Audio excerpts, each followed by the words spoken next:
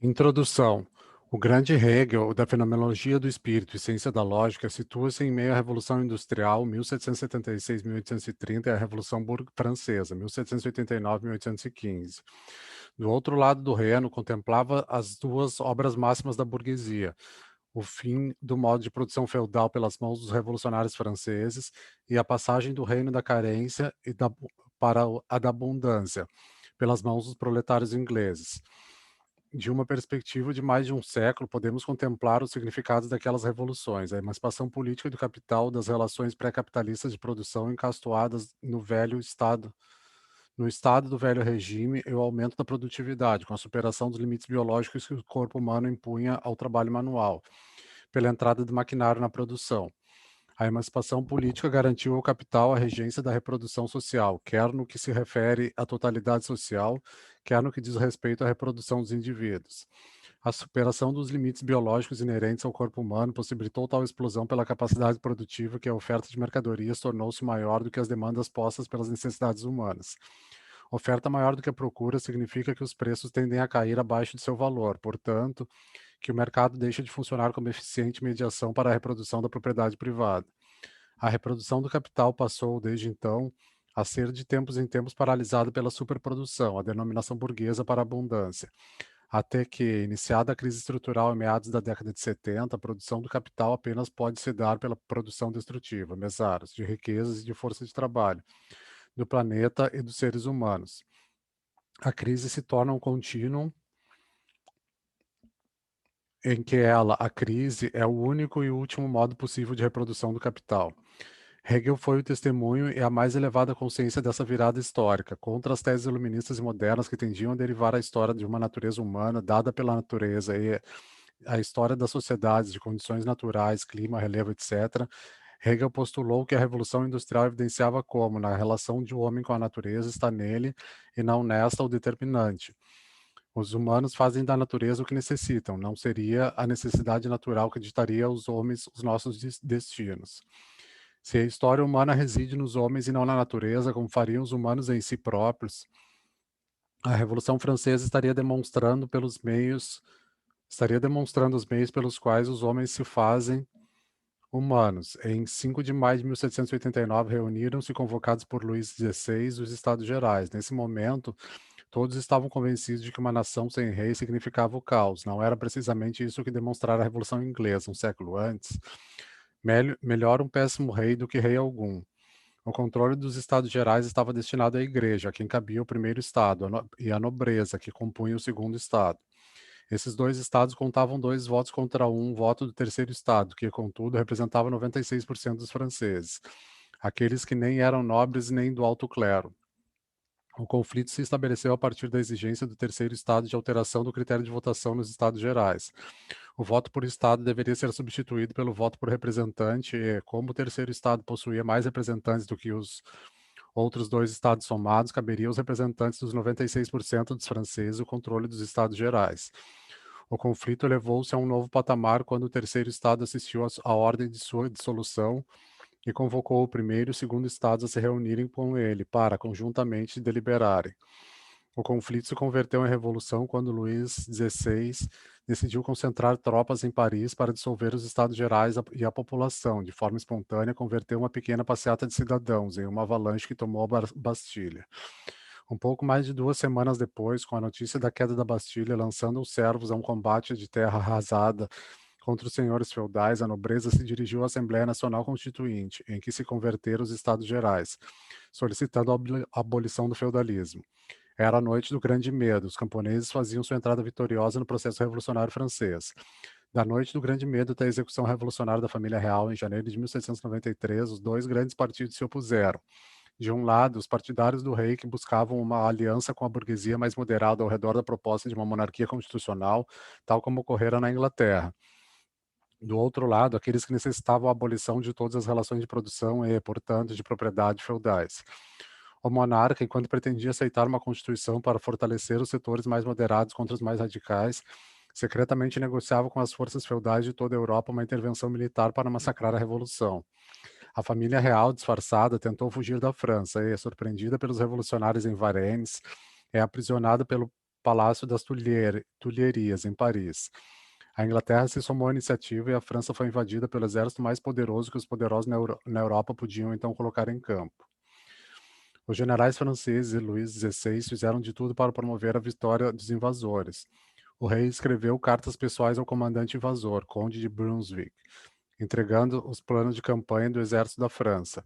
Com esse rei, com esse exército e com tais comandantes, a derrota da França era certa. Após a vitória, Brunswick ameaçou a população de Paris. Caso um fio de cabelo da família real fosse tocado, da cidade não restaria pedra sobre pedra. Em pouco mais de 3 ou 4 dias, os invasores estariam em Paris, libertariam Luís XVI de sua prisão na Tulherias e estaria terminada esta triste aventura que fora a Revolução Francesa. Não havia força militar capaz de impedir esse desfecho. Os dados haviam sido todos lançados e os revolucionários estavam perdidos. É em momentos como esses que a humanidade mostra do que é capaz. Não há alternativas. Quando não há alternativas é que as fronteiras do possível são deslocadas e o impensável se torna realidade. 4 indivíduos, Marat, Robespierre, Danton e Herbert, conclamaram a população de Paris a se dirigir a Valmy, a pequena vila em que ficava a única ponte sobre o rio que se interpunha entre Paris e os invasores. Na manhã seguinte, uma multidão desorganizada, sem treinamento ou experiência militar, desarmada, suas armas não iam além de instrumentos domésticos como facas, enxadas, etc., seguindo o brado maluco de atacar, pronunciado por um indivíduo não menos maluco, cujo nome a história não recordou, destroçou o exército mais poderoso que a contra-revolução podia organizar naqueles dias. Goethe, junto com o Estado-Maior invasor, anotou em seu diário que era o início de uma nova era. O segredo do sucesso dos revolucionários não é mais hoje segredo. Os soldados da contra-revolução eram servos que não tinham qualquer interesse em morrer para defender os senhores feudais que os exploravam. Ao se confrontarem com um exército de cidadãos que lutavam por suas vidas e pelo direito de não ser explorado pelas mesmas forças sociais que oprimiam os soldados invasores, o exército contra-revolucionário ruiu. Os soldados da contra-revolução não eram páreo para os da revolução. Vitoriosa, a população voltou a Paris não apenas com a autoconfiança de saber-se invencível no campo de batalha, mas com as cartas que Luís XVI enviara a Brunswick traindo a França. Que o rei era um traidor, não havia dúvidas. A questão era o que fazer com ele. Iniciou-se a discussão pública conhecida como o julgamento da família real. 2 alternativas: o fim da revolução, a devolução aos nobres das terras tomadas pelos camponeses e o retorno à ordem prévia da queda da Bastilha, ou a segunda, a guilhotina para toda a família real. Danton foi o principal acusador. O rei serve apenas para reinar ou morrer. A população parisiense decidiu pela execução da família real, abrindo a etapa mais avançada e revolucionária das jornadas francesas. Os jacobinos subiram ao poder e a França conheceu uma república, a Convenção. A história continuou com o esgotamento das forças revolucionárias em poucos meses. Não era ainda possível superar o capital. Por um longo e tortuoso processo, chegou-se, por fim, ao Império Napoleônico. É no apogeu deste, em 1807, o bloqueio continental de 1806, e na sua decadência, logo após a invasão da Rússia pela Grande Armée, em 1813, e a derrota final em Waterloo, em 1815, que são publicados a Fenomenologia do Espírito e a Ciência da Lógica. A primeira foi publicada em 1807, a segunda entre 1812 e 1816. Hegel, frente aos acontecimentos franceses, pôde enfim desvelar como fazemos nossa história. A ciência dos fenômenos do espírito, a fenomenologia do espírito, é o primeiro livro de história geral, na acepção que hoje damos a este termo, ou seja, o passado é a causa do presente, e este a base para o futuro. Antes, a história era composta por crônicas, agora ela se eleva a processo. Essa era a grande descoberta de Hegel, tornada possível ao a Revolução Industrial mostrar que são os humanos que predominam sobre a natureza, e não o inverso. E ao a Revolução Francesa mostrar que fazemos a nossa história na medida em que, conhecendo cada vez melhor o mundo que vivemos, alteramos nosso comportamento na vida cotidiana. A história seria processo puramente humano, pelo qual nosso espírito vai se aproximando cada vez mais do que somos e do que o mundo é. Fazemos-nos cada vez mais humanos conforme nossa consciência torna-se portadora de um conhecimento cada vez mais próximo do que somos. Até que, nos dias de Hegel, finalmente descobrimos nosso ser, burgueses. A razão e o presente se identificam, o sujeito e o objeto são agora idênticos e o espírito eleva-se ao absoluto. Antes, porém, essa fundamental debilidade do idealismo hegeliano, vejamos alguns dos grandes avanços que propiciou. A história como um processo.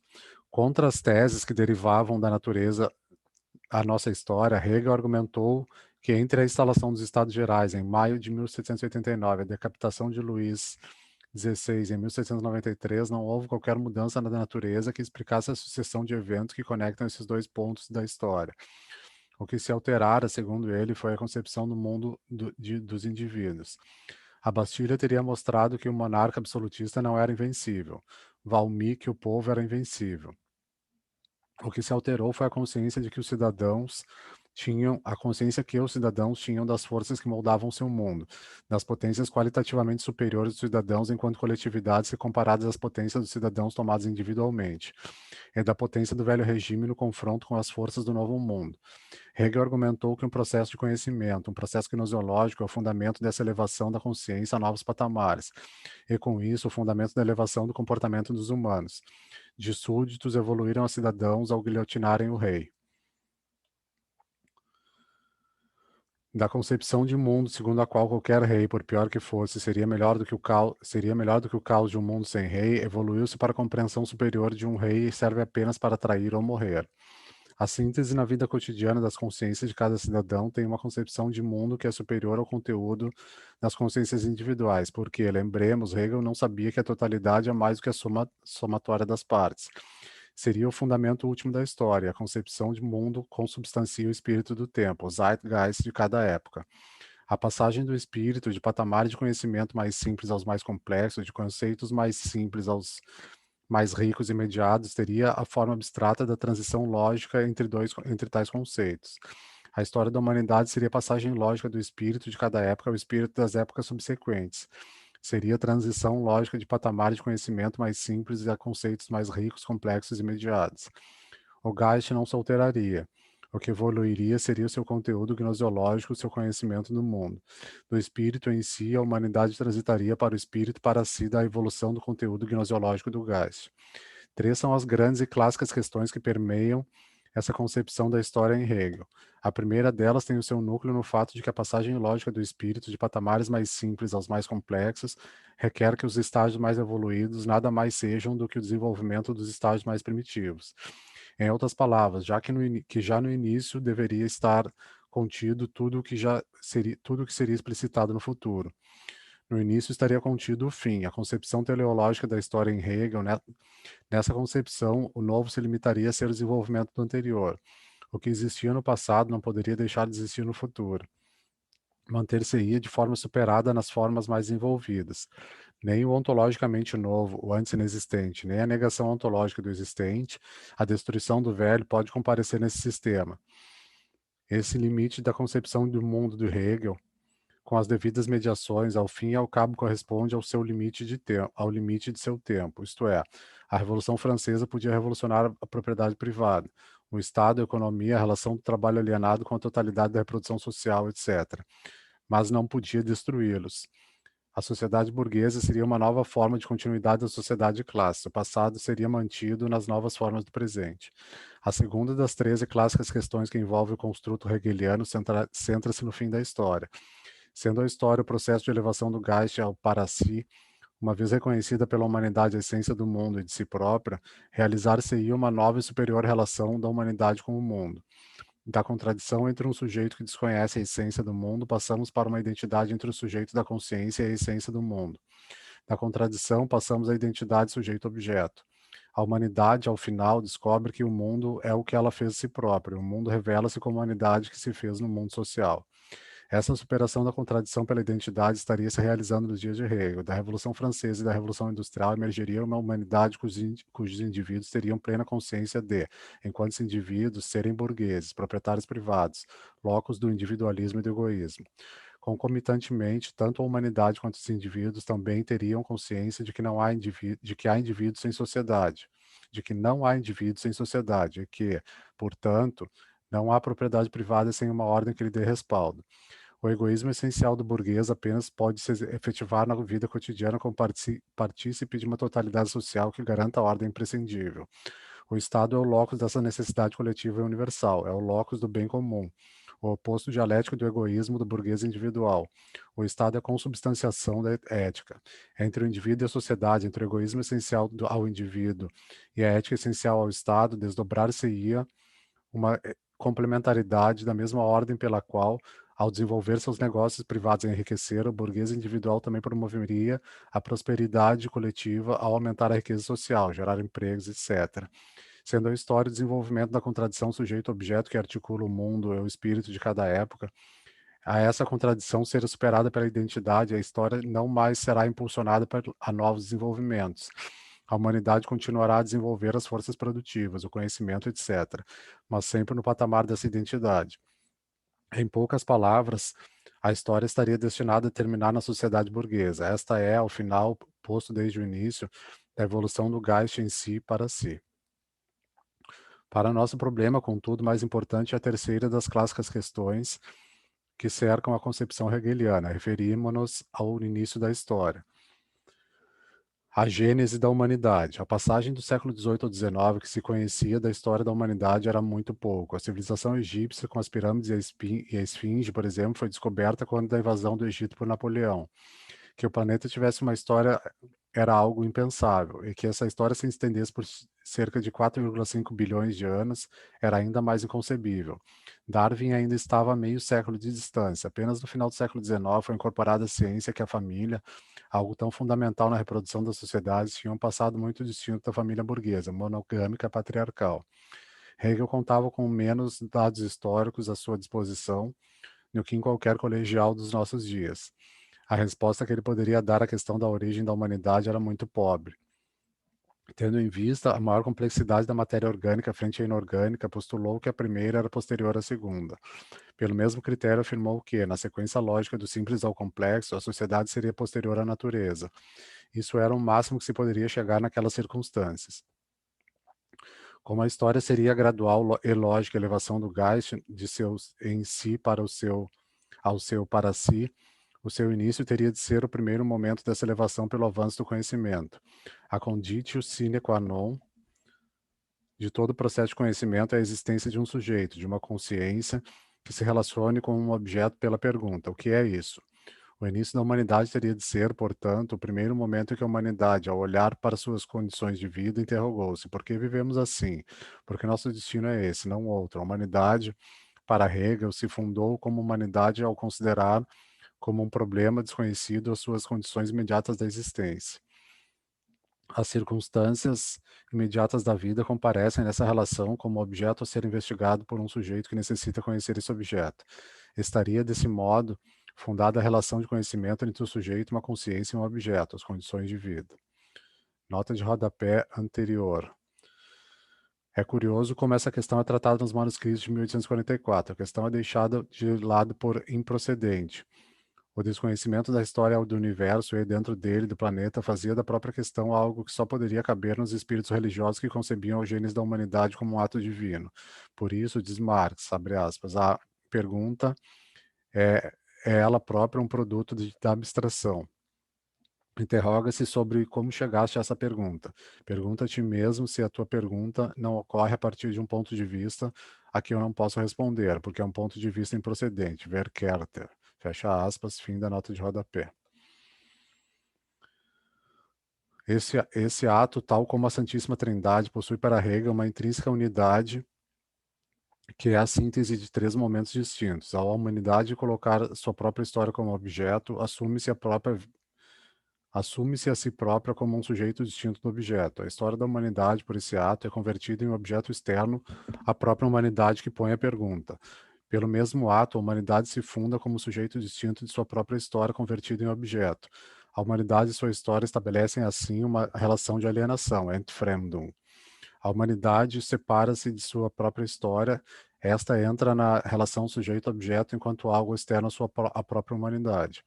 A humanidade se exteriorizou como objeto e, ao fazê-lo, alienou-se de si própria.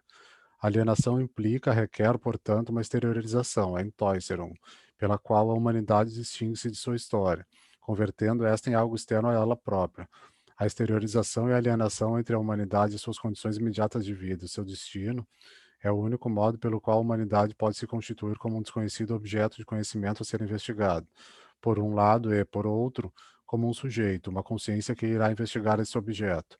A humanidade, portanto, objetiva sua história em um objeto exterior e alienado na relação com ela própria. Em poucas palavras, a humanidade se objetivou em objeto a ela alienado e exterior.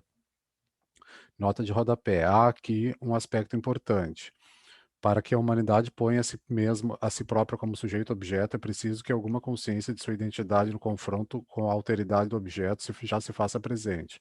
Esse impasse conduz Hegel, na ciência da lógica, a converter o nada de negação ontológica, não ser, a negação lógica, o não ser do ser outro, conforme Lessa, 1989, com várias citações da ontologia de Lukács.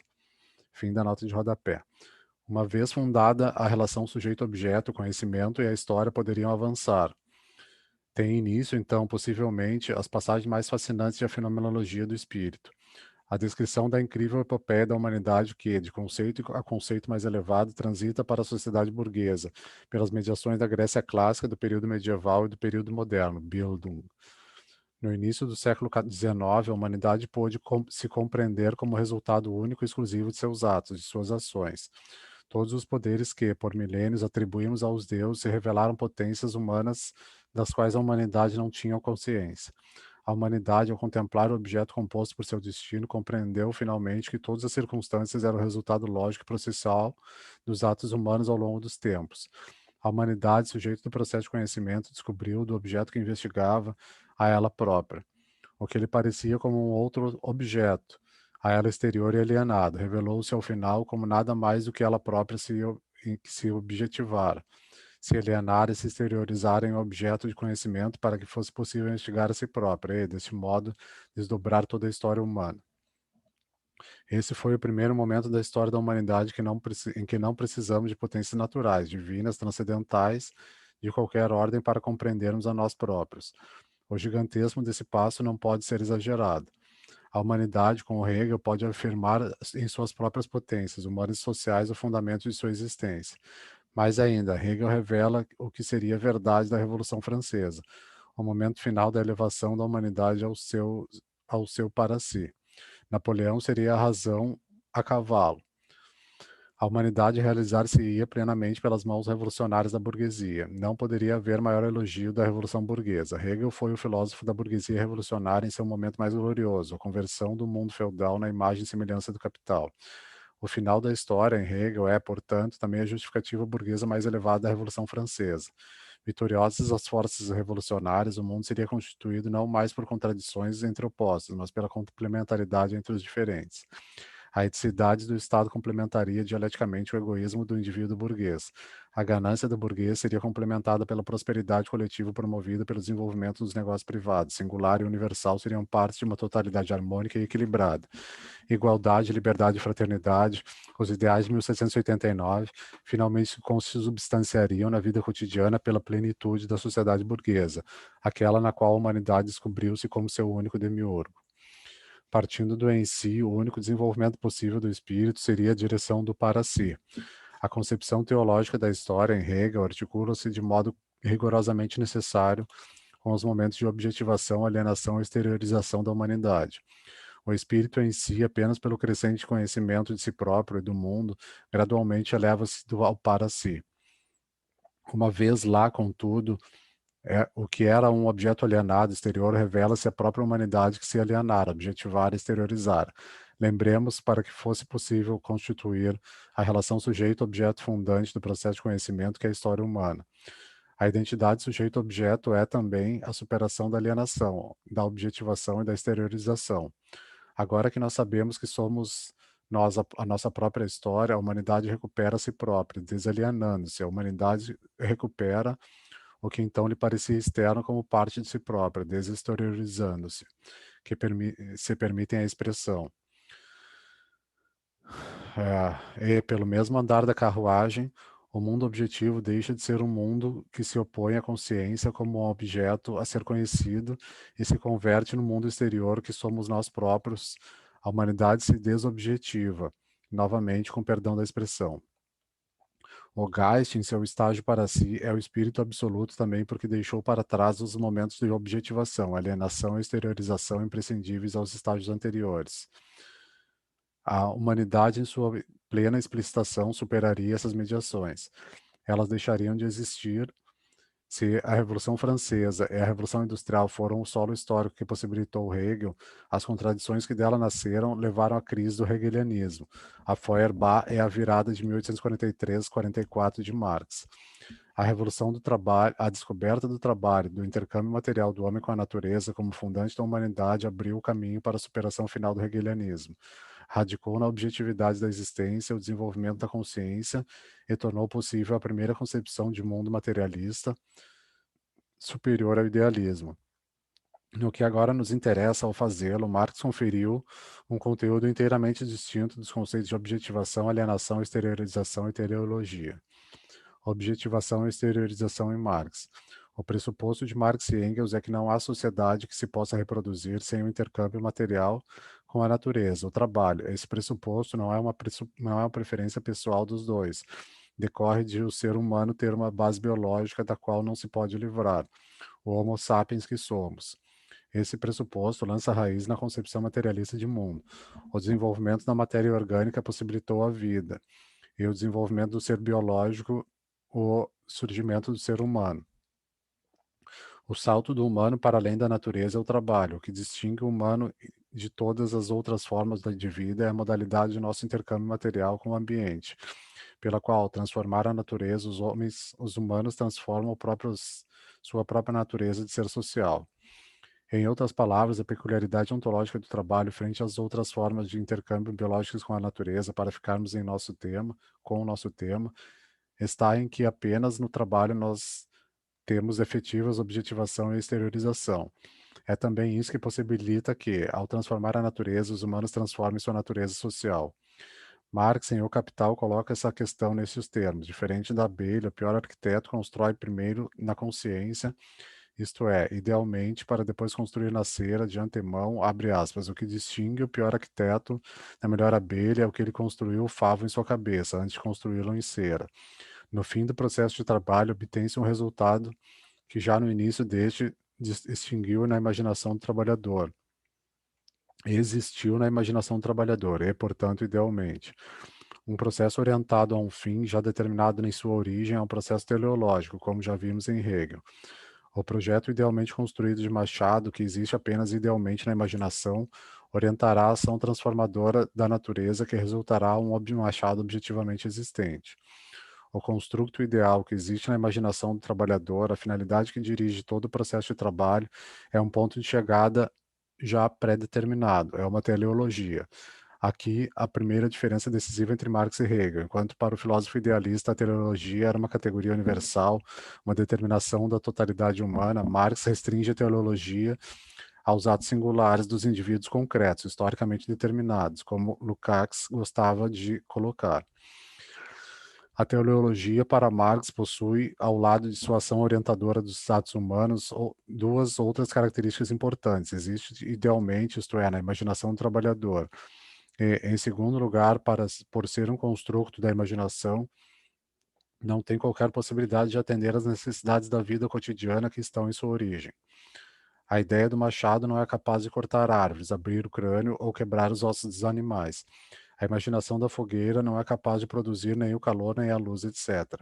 Essa incapacidade da teleologia em atender às necessidades presentes em sua origem torna indispensável a objetivação. Caso a natureza não seja transformada em meio de produção e de subsistência, não há reprodução social possível. Converter a ideia de machado ou de fogueira em machado e fogueira, que existam fora da consciência, é, nesse nosso exemplo, uma conditio sine qua non da existência humana. A objetivação em Marx é o processo pelo qual a teleologia é convertida em objetos que existem fora da consciência e que interagem com o mundo já existente, não, como em Hegel, um momento de constituição da relação gnoseológica fundante da trajetória do Geist ao seu para si. Por isso, a relação entre a objetivação e a teleologia em Marx é muito mais rica do que a relação sujeito-objeto em Hegel. Para nós, agora interessa, antes de tudo, o fato de que a objetivação, abre aspas, não apenas efetua uma transformação da forma da matéria natural, realiza ao mesmo tempo na matéria natural seu objetivo, que ele, o indivíduo, sabe que determina como lei a espécie e seu modo de atividade ao qual tende a subordinar sua vontade. Marx, 1983, 150. O objetivo, a finalidade de que que a ideia é convertida em objetivo. A finalidade que da ideia é convertida em objeto determina como lei a espécie e o modo da atividade do indivíduo. Isso porque o como, de qualquer modo, por quais procedimentos, com que duração, com qual esforço físico, com que nível de atenção, etc., irá a objetivação irá a objetivação se desdobrar decorre fundamentalmente do que será produzido, das propriedades da porção do mundo a ser transformada. 6. Nota de rodapé. Fundamentalmente porque há também a interferência decisiva do patamar já alcançado no desenvolvimento das forças produtivas. Não é dessa relação que Marx trata nessa passagem.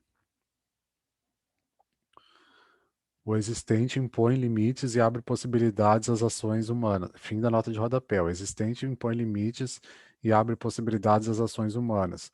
Um desses limites mais importantes é que, como só se pode transformar a natureza por processos físicos, químicos e biológicos, nota de rodapé, ao produzir, o homem só pode proceder como a própria natureza, isto é, apenas mudando as formas da matéria. Marx, 1983, fim da nota de rodapé. Não resta aos humanos senão lançarem mão de seu corpo, de sua corporalidade, braços, pernas, cabeça e mão, para apropriar-se da matéria natural numa forma útil para a sua vida. Nota de rodapé.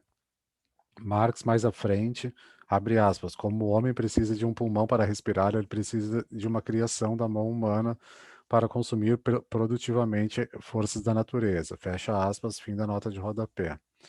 Caso a finalidade seja um machado, um cesto, uma casa ou uma fogueira, o campo de ação possível aos humanos será, em parte importante, as possibilidades inerentes à porção da natureza a ser transformada. Vejamos. 1. No caso do trabalho, a objetivação requer que os humanos lancem mão de sua corporalidade, a qual, sendo a porção da natureza sob controle imediato da consciência, é a única mediação pela qual podemos, abre aspas, colocar em movimento as forças naturais, de tal modo a produzir o que necessitamos. 2. Já vimos também que a objetivação é sempre a objetivação de uma teleologia, portanto, ela envolve a consciência. O envolvimento da consciência aqui possui uma qualidade precisa, subordinação. O indivíduo tem que subordinar sua vontade à objetividade, à objetivação. Caso contrário, dificilmente será produzido o almejado. E essa subordinação não é um ato isolado. Além dos órgãos que trabalham do corpo, a vontade também deve se subordinar à finalidade. O corpo e a mente do trabalhador devem estar subordinados às exigências da objetivação. Isso se manifesta como atenção durante todo o tempo de trabalho. Portanto, além do fato de que a porção da natureza a ser transformada possui um peso decisivo na determinação de cada ato singular, a teleologia, a finalidade, cesta, casa, fogueira, machado, etc., determina como lei a espécie e o modo de sua atividade. E, B, a imaginação, a consciência, o corpo, a vontade do trabalhador estão subordinados ao processo de trabalho, à objetivação da teleologia, à totalidade da pessoa, o que ela é objetivo e subjetivamente, suas próprias forças físicas e espirituais. Está envolvida nessa peculiar conexão do ser humano com o mundo que o rodeia, que é primordialmente o trabalho.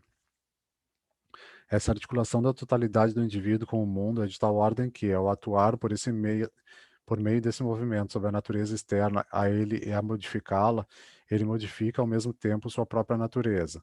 Marx, 1983, 149. Por um lado, o que pensamos acerca do mundo e de nós próprios é confrontado imediatamente com o que o mundo de fato é com o que nós de fato somos. Objetivar uma teleologia faz com que nossa concepção de mundo seja colocada diretamente em contato com o mundo. Ao transformarmos a natureza, o que pensamos da pedra, etc., se confronta com a dureza objetiva do que ela de fato é. Só é possível ter êxito a objetivação de uma teleologia que incorpore em alguma medida as propriedades de fato existentes na porção da natureza que vamos transformar. Nota de rodapé. A medida é dada pela intensidade da transformação a ser levada a cabo que, por sua vez, se relaciona com o desenvolvimento das forças produtivas. Sobre isso, conferir Lessa 2012, em especial os capítulos que tratam do conhecimento e da liberdade. Ainda, Lukács, 1981. Fim da nota de rodapé. A pedra filosofal dos alquimistas nunca poderia ser objetivada, não porque fosse uma má ideia, mas porque as propriedades da natureza não possibilitam que tal pedra seja produzida. Essa exigência posta pela objetividade do mundo, apenas podemos transformá-la explorando as suas propriedades. Faz com que a, faz com que a objetivação nos possibilite averiguar até que ponto nossos conhecimentos e nossas concepções correspondem ao que o mundo é. Na objetivação, o que pensamos acerca do mundo se exterioriza e se confronta com o mundo objetivo. Novos conhecimentos e habilidades são produzidos e os indivíduos transformam a sua própria natureza. Esse é o processo de exteriorização, Entäußerung em Marx. Diferente de Hegel, para quem a exteriorização é o momento do espírito em si, em que ele precisa colocar-se como um seu outro, com mediação para o seu ser para si, para Marx, a exteriorização é um momento inerente e interno primordialmente ao trabalho, pelo qual, ao objetivar a ideologia, o conteúdo da consciência se exterioriza e entra em confronto imediato com a objetividade do mundo. Por essa exteriorização, os objetivos produzem novas habilidades, novas sensibilidades e conhecimentos se transformam ao transformar o mundo. A exteriorização, em Marx, é um primeiro momento pelo qual, ao transformar a natureza, transformamos nossas próprias naturezas de seres humanos. A relação da exteriorização com a objetivação é de tal ordem que esta predomina sobre a primeira. Todavia, a exteriorização não é redutível à objetivação. Em uma sociedade de pescadores, os indivíduos objetivarão teleologias peculiares a essa atividade e se desenvolverão enquanto pescadores. Se em uma sociedade caçadora, serão caçadores. Caso seja uma sociedade agrícola, serão camponeses,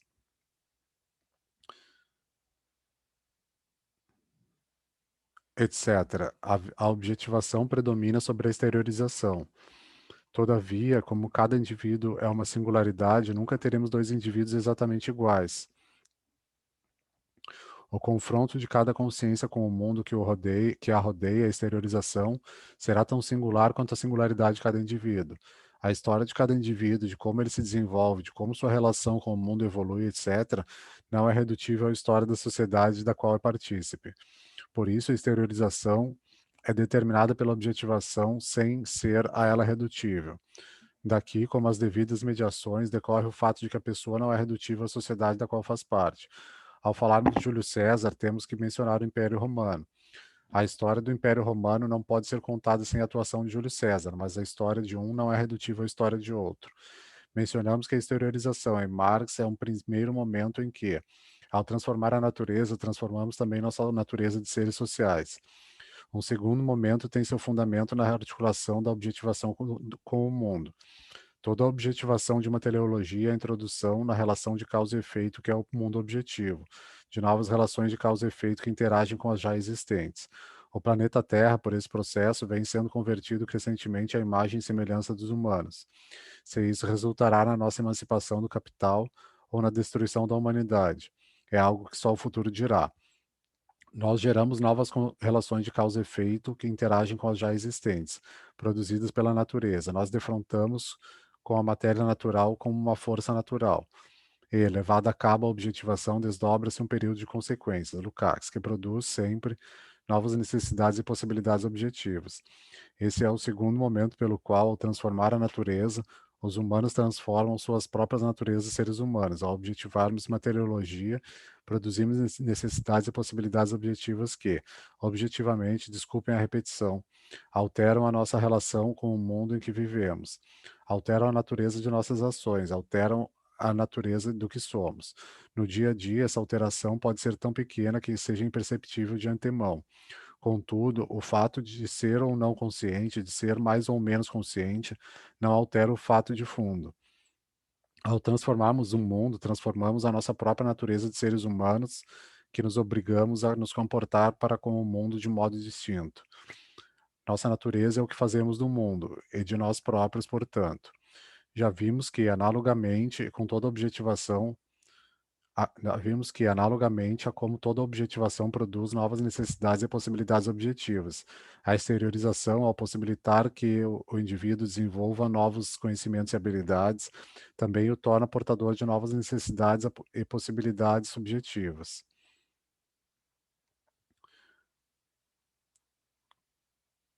O complexo da objetivação e exteriorização produz, portanto, novas necessidades e possibilidades, objetivos e subjetivos. A consciência imediata desse fato é que a teleologia objetivada deve ser substituída por uma nova, que seja agora também a, ao que de novo foi produzido, que seja agora a resposta também ao que de novo foi produzido na objetivação e exteriorização precedente.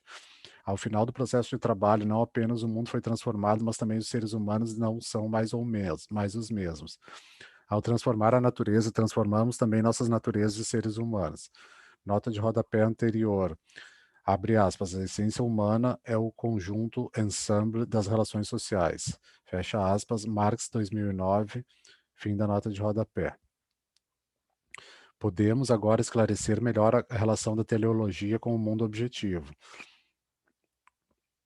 Acima mencionamos que a teleologia é uma resposta às necessidades e possibilidades da vida cotidiana.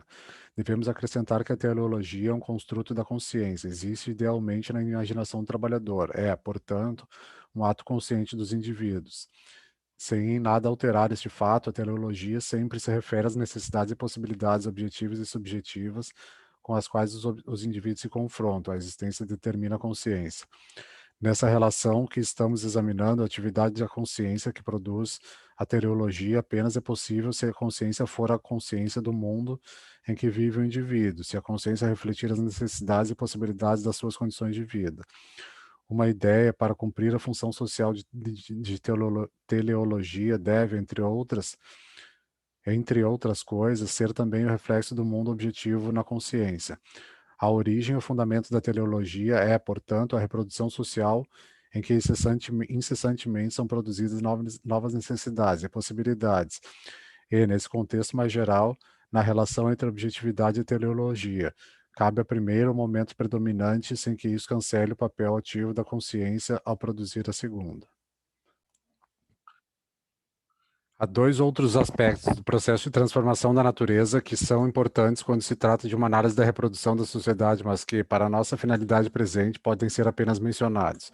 O primeiro deles é que o complexo da objetivação e exteriorização é sempre imediatamente singular. Isto é, nunca o mesmo processo de trabalho se repete exatamente igual, pois nem a natureza nem os indivíduos permanecem os mesmos. Contudo, para que o conhecimento e a habilidade adquiridos em uma objetivação possam ser empregados em futuras objetivações, é imprescindível que os elementos singulares, irrepetíveis, portanto, desse conhecimento sejam separados de seus elementos universais. A generalização do conhecimento é a função social da ciência e da filosofia, e, em parte, de complexos valorativos como a moral e a ética. O segundo aspecto é que, como toda a totalidade da pessoa do trabalhador é envolvida no trabalho, sua consciência, sua imaginação, sua vontade, sua corporalidade, sua sensibilidade, sua capacidade sensível também se desenvolve. Nota de rodapé. Como lemos nos manuscritos de 1844, abre aspas, a formação dos 5 sentidos é um trabalho de toda a história do mundo até hoje, fecha aspas. Fim da nota de rodapé. Na medida em que melhor pensamos o mundo, também melhor o sentimos e vice-versa. A arte, essencialmente, é o complexo social cuja função é elevar o patamar da sensibilidade dos humanos ao máximo alcançado em cada momento. Isto é imprescindível para a reprodução social. Sem o constante desenvolvimento de nossa capacidade de sentir o mundo, mais cedo ou mais tarde, a nossa capacidade de conhecer o mundo ficaria impossibilitada de novos desenvolvimentos, e vice-versa. Ainda que rápida e condensada, essa exposição das categorias da objetivação e exteriorização em Marx delineia, esperamos, o fundamental do que, neste terreno, o separa de Hegel. Em primeiro lugar, assim como fez com a teleologia, também a objetivação e a exteriorização deixam de ser processos que dizem respeito à totalidade da história para se restringirem ao interior dos atos humanos singulares. Isto é, não há ato humano singular que não contenha os momentos de objetivação e exteriorização. Se em Hegel, a objetivação e exteriorização se referem à totalidade da humanidade e devem desaparecer com o espírito elevado do seu absoluto aos seus para si, para Marx são categorias dos atos humanos singulares e, por isso, enquanto existir humanidade, existirão objetivações e exteriorizações. Em segundo lugar, que o trabalho é a categoria fundante do humano, porque apenas nele, primordialmente, temos verdadeiros processos de objetivação e exteriorização, Os outros seres vivos também transformam a natureza, todavia que não ocorre nem a objetivação de teleologias, nem a exteriorização de concepções de um mundo, de subjetividades. Novamente, a exteriorização e a objetivação são processos apenas existentes no interior dos atos humanos singulares. Essa distância entre os dois pensadores se relaciona com as suas diferentes concepções de história. Marx argumenta que a nossa história é fundada pelo trabalho. Hegel, que é a auto-exteriorização, auto-objetivação, auto-alienação da humanidade em um sujeito versus um desconhecido objeto de conhecimento que funda a nossa história. Para Hegel, por isso, desvelada a essência desse objeto desconhecido, teríamos atingido o patamar final do nosso desenvolvimento. Para Marx, a história humana apenas terminará caso os seres humanos destruam a si próprios. A objetivação e a exteriorização em Marx, se comparadas a Hegel, se ampliam e se restringem. Ampliam-se porque suas existências não são limitadas a um particular momento da evolução humana, a do espírito em si. Pelo contrário, estarão presentes em todas as formações sociais. Restringem-se apenas porque apenas existem no interior dos atos humanos singulares, não fazendo parte das determinações históricas universais. De um lado, a concepção teleológica da história em Hegel, que requer a universalização da exteriorização e da objetivação. De outro, a concepção materialista da história em Marx, que limita a objetivação e exteriorização apenas e tão somente aos atos singulares dos indivíduos. Alienação em Marx. Há uma enorme distância entre os conteúdos dos conceitos de objetivação e exteriorização de Hegel e de Marx. O mesmo ocorre com a alienação. Para Hegel, a exteriorização e a objetivação eram momentos do processo fundante da contradição sujeito-objeto que teria dado início à elevação do Geist de seu em si ao seu para si. Para Marx, trata-se primordialmente do processo de transformação da matéria natural em meio de produção e de subsistência, pelo qual, ao objetivar materiologia, não apenas a natureza transformada, mas também a natureza social dos humanos se evolui. Se, para Hegel, alcançado o absoluto, a contradição sujeito-objeto seria superada pela identidade sujeito-objeto e, consequentemente, a exteriorização e a objetivação deixariam de comparecer, para Marx não há processo social que não seja a síntese em tendências históricas universais dos atos singulares dos indivíduos concretos, socialmente determinados, e, por isso, a exteriorização e a objetivação são categorias sempre presentes na reprodução social. O fato de que Marx emprega as mesmas palavras de Hegel não nos deve conduzir ao equívoco de minorar a profunda distância entre o conteúdo que tais conceitos recebem em cada pensador. O mesmo ocorrerá com a alienação. A palavra alemã é a mesma nos dois pensadores, Entfremdung. O conteúdo é inteiramente distinto. Para Hegel, a alienação é um dos momentos fundantes na contradição sujeito-objeto que conduz o Geist em si ao para si. Ao espírito se objetivar e exteriorizar em um objeto, ele também efetiva sua perda de si próprio, ele se aliena. Por isso, para Hegel, objetivação, exteriorização e alienação são três momentos de um mesmo único processo, de tal modo que não há nenhuma alienação que não seja exteriorização e objetivação do espírito. Não há nenhuma objetivação que não seja exteriorização e alienação do espírito. E, por fim, não há qualquer exteriorização que não seja alienação e objetivação do espírito. Ainda, se o espírito elevar-se ao seu para si, cessa toda a exteriorização, alienação, objetivação. Com Marx, a alienação refere-se a outro processo. Como vimos, ao tratarmos da objetivação e exteriorização de Marx, todos os atos humanos, mesmo os mais singulares e íntimos, mesmo aqueles mais referidos à interioridade da personalidade, são determinados historicamente, ou seja, são sempre respostas às necessidades e possibilidades, objetivas e subjetivas da vida cotidiana.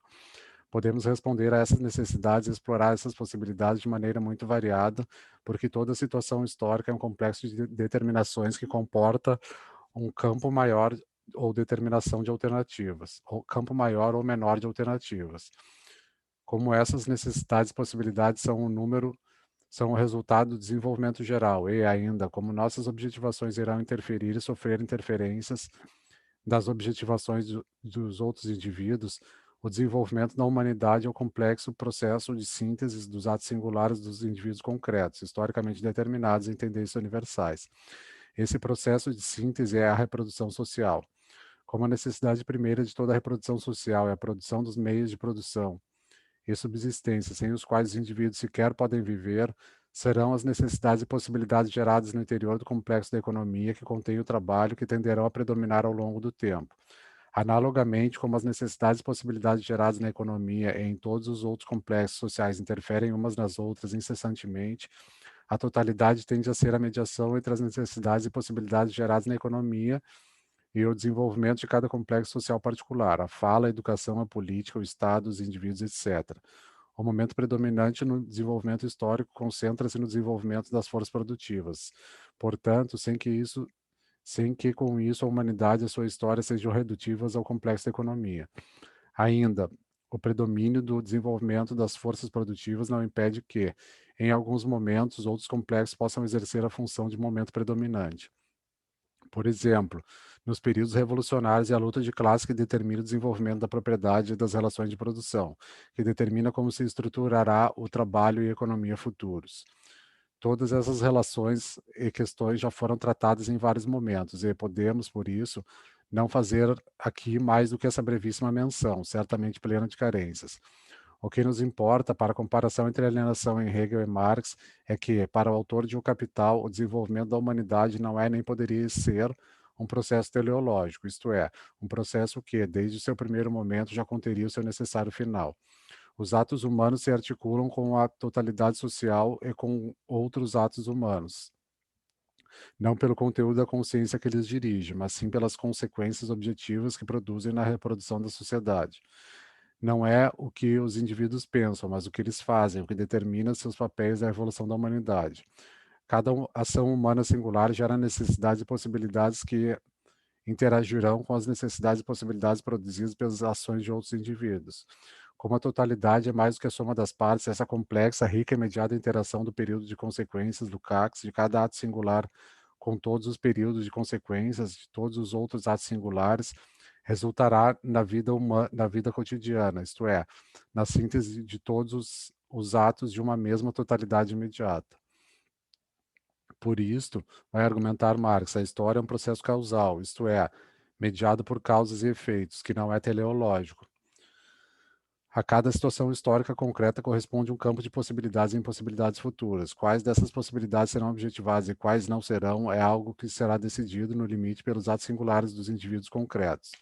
O fato de tais atos serem predominantemente determinados pela totalidade social, mediação, lembremos, do momento predominante exercido pelo complexo da economia, não cancela de modo algum o papel das escolhas individuais e, portanto, dos complexos valorativos, da personalidade de cada indivíduo, etc., do que será objetivado em cada caso.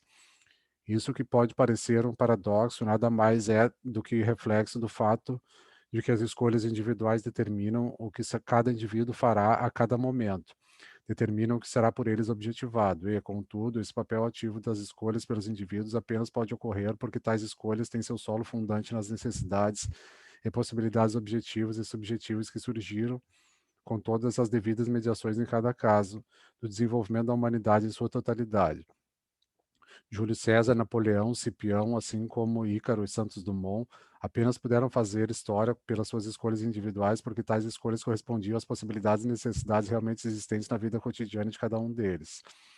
Nós só podemos fazer, enquanto indivíduos, ativamente a história porque somos integrantes dessa mesma história, porque delas recebemos o campo de possibilidades, no interior do qual desdobramos nosso papel ativo. Sumariando, o fato de a história não possuir um único futuro, não seja um processo teleológico, não significa para Marx que a história não seja determinada por leis universais. Significa apenas, que as leis universais operam na história sendo portadoras de um quantum de acaso. Ou seja, como o presente é um conteúdo, é um conjunto de possibilidades e necessidades que podem ou não ser atendidas e exploradas, o futuro será o resultado também do acaso que intervém em como a síntese dos atos humanos em tendências gerais irá atualizar esta ou aquela potência.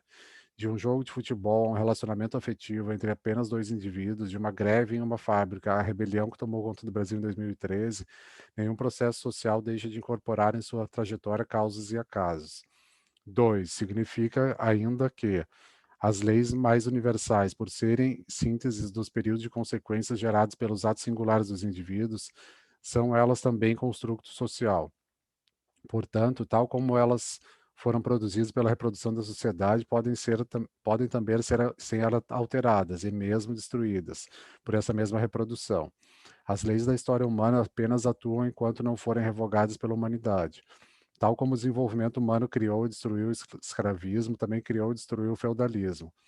Determinadas relações entre os humanos apenas podem comparecer como leis da reprodução social na medida em que também puderem vir a ser revogadas por uma alteração substancial dessa mesma reprodução.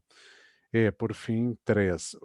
Que o fato de a história ser determinada por leis universais não cancela o fato de que os indivíduos possuem papel ativo nessa mesma história. E, portanto, na gênese, desenvolvimento e reprodução dessas mesmas leis. As leis determinam o campo de possibilidades, as escolhas e objetivações individuais e, ao mesmo tempo, apenas podem se reproduzir pela mediação desses mesmos atos individuais. Ainda mais, em algumas consequências, tais escolhas e objetivações pelos indivíduos podem até mesmo revogar tais leis e substituí-las por outras, como ocorre, por exemplo, nas revoluções. Para Marx, portanto, a história da humanidade e no outro polo dos indivíduos não são processos teleológicos. O desenvolvimento do presente em um futuro incorporam um quantum de acaso que faz com o futuro que faz com o futuro não seja o desenvolvimento lógico e direto do presente.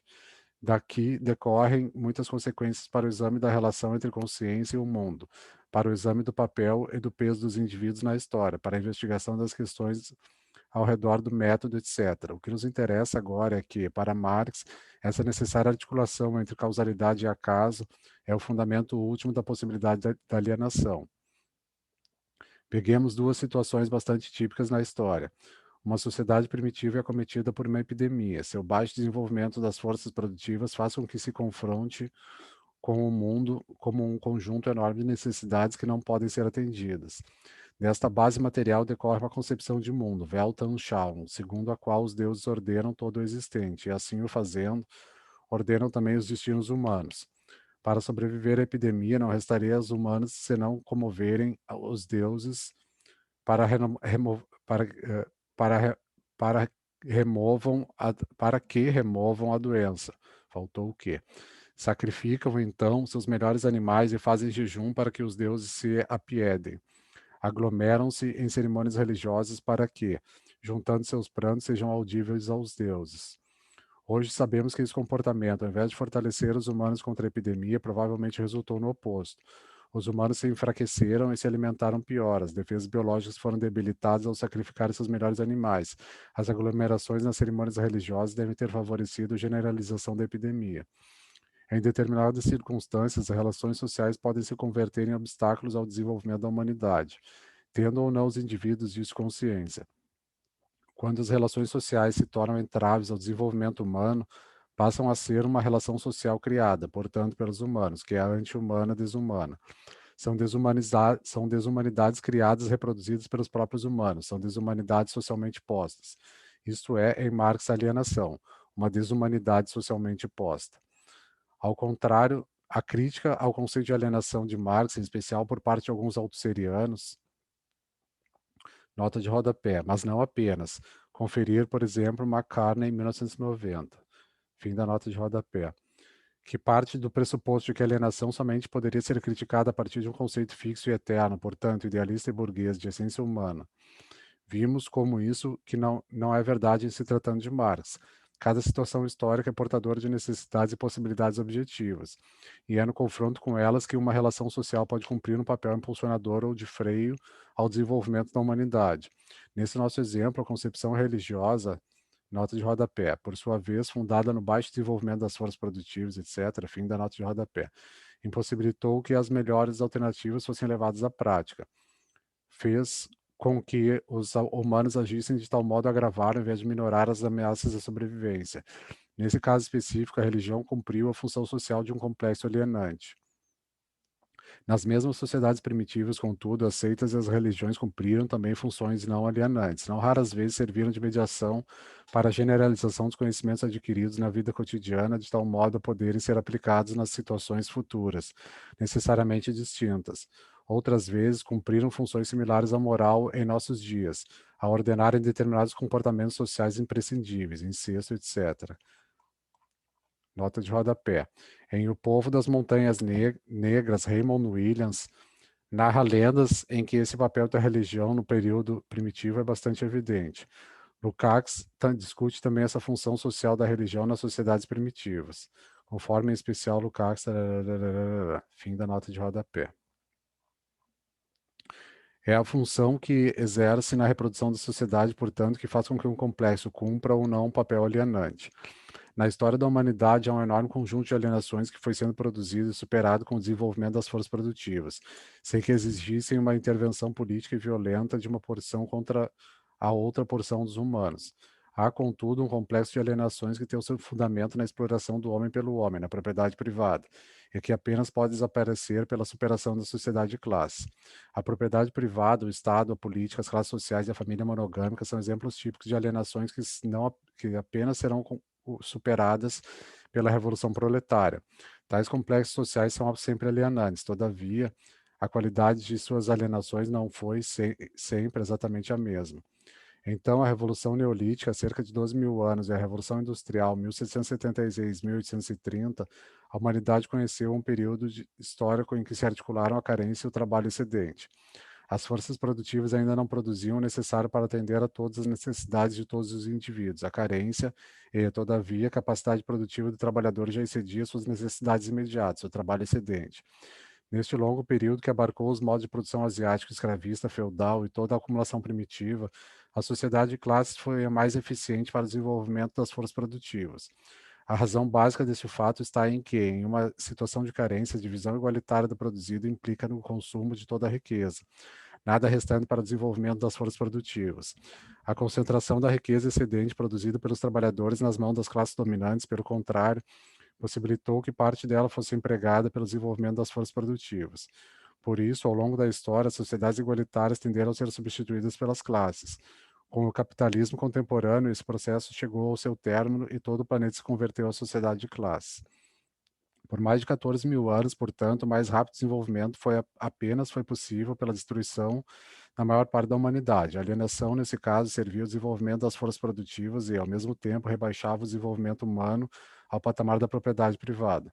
Não deixava de ser alienação, limite, porque submete o ser humano às necessidades de reprodução da propriedade privada, tanto dos indivíduos das classes dominantes como entre os trabalhadores, tanto entre os homens quanto entre as mulheres, agora marcados pelo patriarcalismo.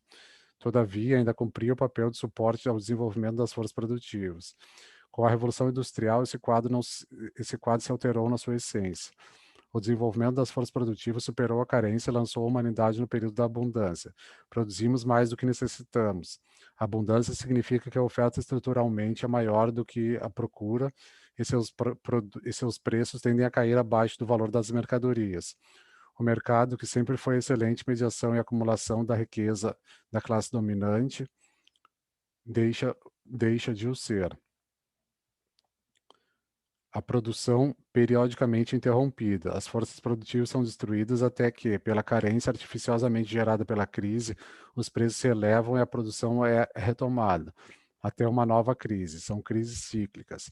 Ao chegarmos em meados da década de 70, a abundância elevou-se a tal nível que as crises não conseguem, mesmo momentaneamente, superá-la. A crise torna-se um contínuo e o desenvolvimento das forças produtivas torna-se cada vez mais impossível. Nota de rodapé, Mesaros 2002, Paniagua 2012. Para Marx e Engels, assim como para Lukács e Mesaros, as forças produtivas representam a capacidade da humanidade de fazer sua própria história ao retirar da natureza os meios de produção e de subsistência. Os complexos alienantes, com enorme frequência, reduzem ou rebaixam a capacidade humana em fazer sua própria história. Exatamente por isso, são processos de alienação. No capitalismo desenvolvido, essa contradição entre o desenvolvimento das capacidades humanas e os processos alienantes atinge uma qualidade pela qual a capacidade produtiva a serviço do capital está em antagonismo direto com a capacidade humana em fazer nossa própria história. Sem nenhum exagero, se converte em um processo de destruição do humano que nos aproxima da possibilidade de nos extinguirmos do planeta. Não há, por isso, qualquer identidade entre o desenvolvimento da capacidade produtiva e o desenvolvimento das forças produtivas em nossos dias. Pelo contrário, como a relação do capital com a humanidade é de alienação e não de identidade, o aumento da capacidade produtiva do capital é antagônico ao desenvolvimento da humanidade. Fim da nota de rodapé. Como diz Mesaros, 2002, a destruição produtiva converte-se em produção destrutiva. Aqui reside a nova qualidade das alienações que brotam da propriedade privada se comparadas às mesmas alienações do passado. A destruição da maior parte da humanidade não mais serve sequer ao desenvolvimento das forças produtivas. O pleno desenvolvimento das forças produtivas requer hoje imperativamente a superação da propriedade privada e das alienações que lhes são peculiares. As classes sociais, o trabalho alienado, o Estado, a política, a família monogâmica, etc. Frente a uma epidemia, a reação típica dos indivíduos dos nossos dias não será entregar seus melhores rebanhos e estoques de cereais aos deuses, nem se aglomerar em multidões para cerimônias religiosas. Essa forma de alienação foi superada pelo próprio desenvolvimento das forças produtivas, pela ampliação de nossa capacidade em conhecer e compreender o mundo, etc. Não é preciso a destruição das classes sociais para que tais alienações sejam superadas. Exatamente o oposto ocorre com as alienações que surgem do trabalho alienado, com as desumanidades típicas e peculiares das sociedades de classe. Ainda que muito rapidamente, talvez rapidamente demais, podemos perceber o fundamental que separa a alienação em Marx do conceito de alienação em Hegel. A alienação para Hegel era uma etapa imprescindível para a elevação do Geist ao para si. Essa elevação, como vimos, se constituiria no essencial pela mediação da relação entre a humanidade que se questionava pelo seu próprio destino e o seu destino ainda a ela misterioso. Essa relação de uma consciência em si que não conhecia a si mesma e, portanto, se assumia como sendo algo distinto dela própria, uma humanidade que fazia de seu destino sem saber o que fazia. Só poderia ser superada por um processo de conhecimento. A humanidade, ao constituir-se como seu próprio objeto de conhecimento, se objetivou, se exteriorizou e alienou. A humanidade colocou a si própria como um objeto outro, alienado, externo à exteriorização e objetivo, a objetivação. A humanidade se distingue da própria humanidade como sujeito que questiona pelo seu destino.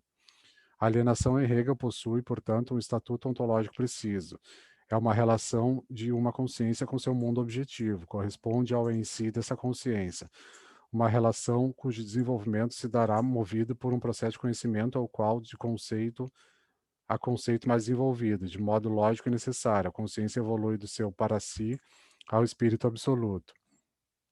Por isso, para Hegel, a alienação é essencialmente um fenômeno da consciência, fundado e referido a um determinado estágio de desenvolvimento do espírito e gnosiologicamente impulsionado. Articula-se de modo direto à concepção teleológica da história. Pelas mesmas razões, não há objetivação e exteriorização que não sejam articuladas à alienação e vice-versa. Atingido o absoluto, a contradição sujeito-objeto seria superado pela sua identidade. A identidade razão presente seria tornaria desnecessária tanto a objetivação e exteriorização quanto a alienação. Para Marx, os processos alienantes possuem outro estatuto ontológico, são relações sociais objetivas, que têm lugar no mundo objetivo e apenas em consequência disso são refletidas pela consciência.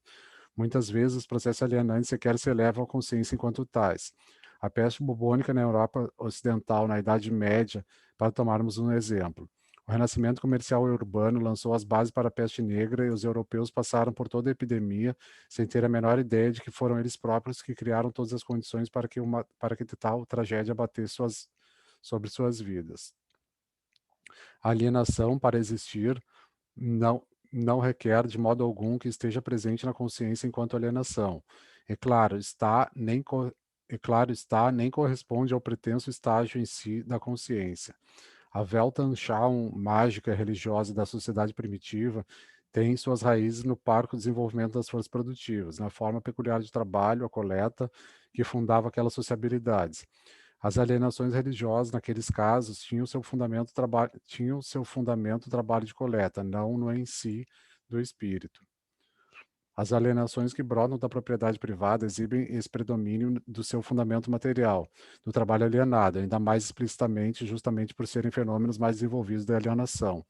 O fato de Aristóteles e praticamente todo o mundo antigo excluir da humanidade os escravos, instrumentos de trabalho que falam e se locomovem, diante dos animais que apenas se locomovem e das ferramentas que nem falam nem se locomovem, o fato de a escravidão não era para eles algo estranho ou sequer questionável, não altera o fato de ser o escravismo um complexo de alienações. Não é a qualidade da relação da consciência com o mundo que determina a existência da alienação, mas sim a função que as relações sociais cumprem na reprodução do mundo dos homens. A alienação em Marx é primordialmente um fenômeno objetivo que possui reflexo na consciência. Para Hegel, é um fenômeno da consciência que serve à elevação desta mesma consciência ao seu para si. Some-se a isso que, entre Hegel e Marx, a alienação também se distingue porque integra concepções da história inteiramente distintas. O fim da história em Hegel é o fim das alienações. A identidade sujeito-objeto supera a etapa histórica em que a humanidade apenas poderia progredir pela mediação dos momentos de exteriorização, objetivação e alienação. Em Marx, a história não é teleologicamente orientada, mas é a realização de uma finalidade dada desde o início. É o complexo processo de reprodução social pelo qual, ao transformar a natureza, também transformamos nossa natureza social. Nesse processo, os atos singulares humanos, elementos inelimináveis da história, são objetivações de teleologias.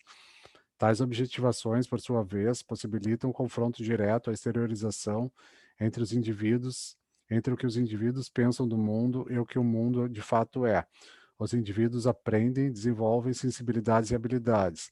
Tal como a objetivação produz novas necessidades e possibilidades objetivas, a exteriorização gera novas necessidades e possibilidades subjetivas.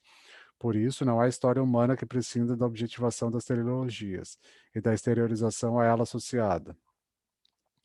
Isso não quer dizer, agora deve estar claro, nem que a história seja um processo teleológico, nem que a história, como querem os modernos, seja redutível aos atos humanos singulares. A reprodução social, como vimos acima, é mais do que os atos humanos singulares, ainda que não possa prescindir deles. Abre aspas, os homens fazem histórias, mas não em circunstâncias escolhidas por eles próprios. Fecha aspas. Marx, tais circunstâncias, fruto único e exclusivo das forças humanas sociais, são a síntese dos atos singulares do gênero humano. Não devemos a qualquer força transcendental ou divina, e a história não é nem teleológica nem redutível aos atos singulares dos indivíduos. Como todo humano é mediado pela objetivação e exteriorização, todos os processos de alienação envolvem objetivações e interferem nos processos de exteriorização. O inverso, contudo, não é verdadeiro. A maior parte dos processos de objetivação e exteriorização ao longo dos tempos não cumpriu a função social de desumanidade socialmente postas. Caso contrário, os humanos já teriam desaparecido há muito da face da Terra. Se não há alienação nem objetivação de teleologias e sem a exteriorização das individualidades, certamente há objetivações e exteriorizações que não são alienadas. Portanto, identificar em Marx objetivação, exteriorização e alienação é um equívoco, quase sempre originado por uma interpretação hegelianizante de seu pensamento. É dessa interpretação hegelianizante de Marx que se nutre a concepção de que a melhor tradução de Entfremdung seria estranhamento, ao invés de alienação. Nota de rodapé. A porção resultante do texto é também uma autocrítica. Pode-se verificar o quanto de verdade tem este reconhecimento ao se consultar meus trabalhos anteriores a 2001 2002. Cabe ainda assinalar a dívida com Nicolás Tertullian, Guido Aldrini entre os estrangeiros e Carlos Nelson Continho, Leandro Colder e José Paulo Neto no país, cujas críticas e ponderações acerca da tradução de Entfremdung em larga medida estão incorporadas neste texto. Fim da nota de rodapé. No contexto do pensamento de Hegel, a tradução de Entfremdung por estranhamento nem sempre é a preferida pelos próprios hegelianos. Contudo, possui uma plausibilidade na medida em que tratar-se-ia de um fenômeno da consciência na qual algum mal-estar se faz presente. O não reconhecimento pela consciência do mundo em que vive é um processo de consciência nela fundado. Tem nela o seu campo de desenvolvimento e será superado pela consciência. O espírito estranhado em um mundo estranho, o estranhamento é uma relação em que alguma consciência se sente estranhada. Não faz qualquer sentido um estranhamento que seja absolutamente inconsciente.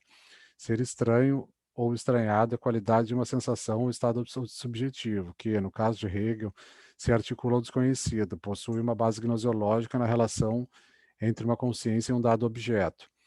Contudo, para Hegel, a humanidade estranhada de si própria geraria na consciência o desconforto que conduz à busca da superação desse estado. Tem algum sentido traduzir Entfremdung por estranhamento. Mesmo em se tratando de Hegel, contudo, ainda que plausível, o estranhamento por Entfremdung não é uma unanimidade. Em se tratando de Marx, qualquer plausibilidade desaparece. A alienação não é a perda da humanidade de si própria, mas a constituição de relações sociais desumanas por obra da própria humanidade. A alienação é a desumanidade humanamente, socialmente posta. Sua existência não depende dos indivíduos e suas condições e suas consciências sentirem-se ou não estranhos ou estranhados. Assim como a superação da alienação não terá na esfera afetiva, ao se modificar esse sentimento por outro, de conforto ou aconchego. A objetividade da alienação não decorre do seu estatuto mais ou menos consciente, mas da função social de ser obstáculo ao desenvolvimento humano. Tenham ou não os homens consciência desse fato. Há alienações que foram produzidas e superadas na história sem que os humanos tivessem delas consciência, ou tivessem consciências tão rudimentares que mal se aproximavam de suas essências. As alienações em Marx são determinações objetivas da existência. Por isso, as superações das alienações não podem ocorrer nos complexos ideológicos sem que uma alteração correspondente se verifique, com as devidas mediações, em suas bases materiais fundantes. Em outras palavras, um complexo social não deixa de ser alienado, nem tem a intensidade da alienação acrescida ou diminuída pela qualidade da relação da consciência para com ele. O fato de a consciência se perceber ou se sentir mais ou menos estranha, estranhada, pode ser um dado significativo do processo em análise, mas jamais é fundante dos processos alienantes eventualmente em curso. O inverso também é correto. Os indivíduos podem não se sentirem nada estranhos ou estranhados. Pensemos Aristóteles e a exploração dos escravos, Adam Smith e a exploração dos trabalhadores assalariados, etc., em uma relação essencialmente alienada. Espartaco não se sentia estranho ao mundo escravista, queria apenas não ser ele o escravo. Seu projeto era retornar à sua terra natal, e com a riqueza saqueada de Roma, lá ser um senhor de escravo. O mundo escravista não era estranho a Espartaco, muito pelo contrário. Contudo, o fato de não se elevar enquanto alienação à consciência não faz o escravismo mais ou menos alienado. O estranhamento ou estado de estranhado requer uma consciência que põe esta relação de ser estranho. Requer uma relação entre a consciência que é estranha e o que não lhe é confortável, familiar, acolhedor ou aconchegante. Não é aqui que as alienações encontram seu fundamento ontológico. Traduzir entfremdung por alienação, ao contrário, preserva essa essência objetiva dos complexos alienantes e possibilita um tratamento adequado, do ponto de vista ontológico, da relação muito variada de cada um desses complexos com a consciência. Esse fato é demonstrado pelas décadas de tradução de entfremdung por alienação e, inversamente, pelos inúmeros problemas gerados pela sua tradução por estranhamento. Já há experiência acumulada em ambas as alternativas para podermos, com segurança, afirmar a superioridade da tradução de entfremdung por alienação. Por fim, uma dificuldade menor, mas que precisa ser mencionada. Ao se optar por traduzir entfremdung e seus derivados por estranhamento, estranhado, estranho, etc., gera-se uma outra esfera de confusões. Como nem tudo que é estranho é estranhamento no sentido de alienação, as traduções, quando confrontadas com Sonderbar, aquilo que, por não ser familiar, é estranho, colocam para si próprias um obstáculo insuperável. Não há boa solução para Sonderbar, e derivados ser estranho e derivados foram reservada para Entfremdung. Nos manuscritos de 1844, por exemplo, a frase "toda esta ideia, comportando-se tão estranha", Sonderbar, e barrocamente, ocasionou aos hegelianos tremendas dores de cabeça. É incompreensível se por estranha entendemos alienada. Os textos dos manuscritos estão longe de ser um texto claro, torna-se opaco. A concepção materialista de alienação em Marx é incompatível com a interpretação hegelianizante presente na tradução de Entfremdung por estranhamento. É um equívoco que ecoa uma concepção idealista dos processos de alienação e que desconsidera aspectos essenciais da superação por Marx na concepção de mundo de Hegel.